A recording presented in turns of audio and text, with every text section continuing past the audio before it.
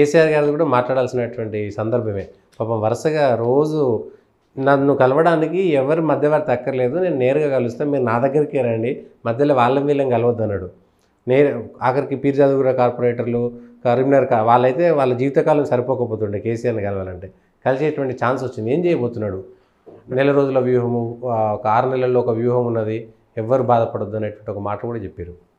కేసీఆర్ గారితో నేను ఆయన పార్టీ పెట్టాలా వద్దా అనే దశ డిస్కషన్ నుంచి ఆ టీంలో ఉన్న యంగ్స్టర్ నేను ఆయన పార్టీ పెట్టక ముందు 6-7 నెలల ముందు చర్చలు జరిగినప్పుడు క్యాంపస్ నుంచి మమ్మల్ని పిలుచుకున్న దగ్గర నుంచి కేసీఆర్ యొక్క మనస్తత్వం నాకు బాగా తెలుసు. బర్రె చచ్చినాక పాడి బయటపడ్డది అంటారు. బర్రె బతుకున్నప్పుడు మీ బర్రె ఎన్ని లీటర్లు ఇస్తుంది అంటే 2 లీటర్లే పాలు ఇచ్చింది అని చెప్తారు. బర్రె చచ్చిపోయాక అరే ఎంత మంచి బర్రె ఇది, రోజు పొద్దున 4 లీటర్లు సాయంత్రం 4 లీటర్లు చచ్చిందని బర్రె చచ్చిపోయాక ఏడుస్తాడు. ఆయన ఏమో అవసరం ఉన్నప్పుడు మనకి ఫోన్ చేస్తాడు, ఇంటికి పిలిపించుకుంటాడు, మనం రాకపోతే మన ఇంటికి వస్తాడు, మంచిగా భోజనం పెడతాడు.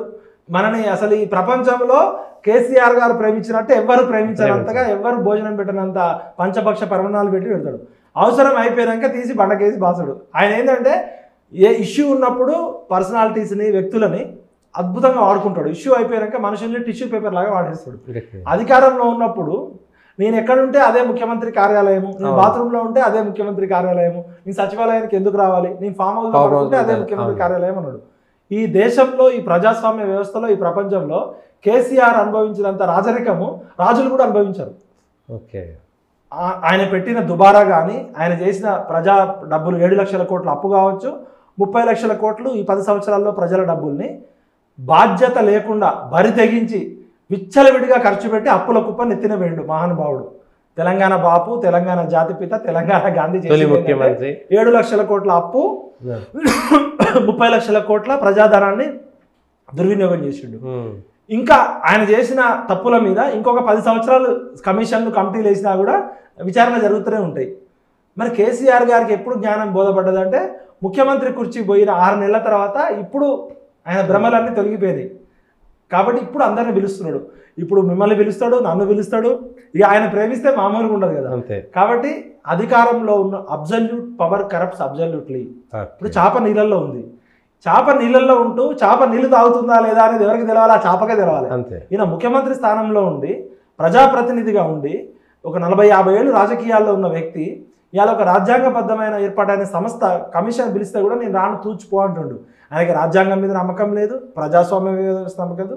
నియంత్రణను మించిన నియంత పాలన చేసిన కేసీఆర్ ఇవాళ మళ్ళీ అందరి జనంలోకి వస్తున్నాడు.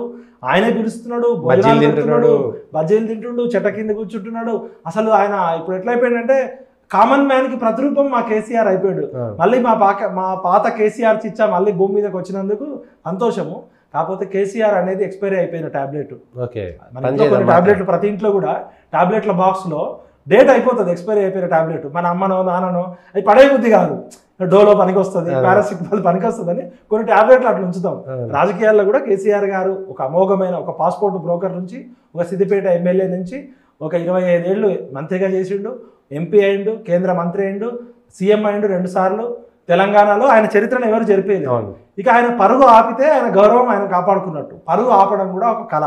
ఇప్పటికే బొక్కబొర్రా పడ్డాడు, గౌరవం ఆపగలగాలి. ఇప్పుడు శోభన్ బాబు గారు ఒక పుస్తకం రాశారు, కేసీఆర్ గారిని నేను రిక్వెస్ట్ చేస్తున్నా, పరుగు ఆపడం కూడా ఒక కళ అని ఉంటుంది. ఆ పుస్తకం కొనుక్కొని చదువుకోండి. ఇక మీ ఇజ్జతి తెలంగాణ తెచ్చిన ఒక మహానుభావుడు 2 సార్లు ముఖ్యమంత్రి అయ్యిండు, మాజీ ముఖ్యమంత్రిగా నిలిచిపోండి. మీరు ఇంకా కొత్తగా ఏదో రాజకీయ చేస్తే మీరు చేసే రాజకీయ క్షుద్ర క్రీడలు, రాజకీయ చాతబడులు పనికిరావు, అయిపోయినాయి, కాలం కలిసి రాదు. రాజకీయం అనేది ప్రవహించే నది లాంటిది. ఎప్పుడూ ఒక్కలదే నడవదు. కేసీఆర్దైనా, మోడీదైనా, రేవంత్ రెడ్డిదైనా, కిమ్ముదైనా, ప్రపంచ అధ్యక్షుడైనా, అమెరికా అధ్యక్షుడైనా కొత్త నీరు వస్తుంటుంది, పాత నీరు పక్కకు జరుపుకోవాలి గౌరవంగా.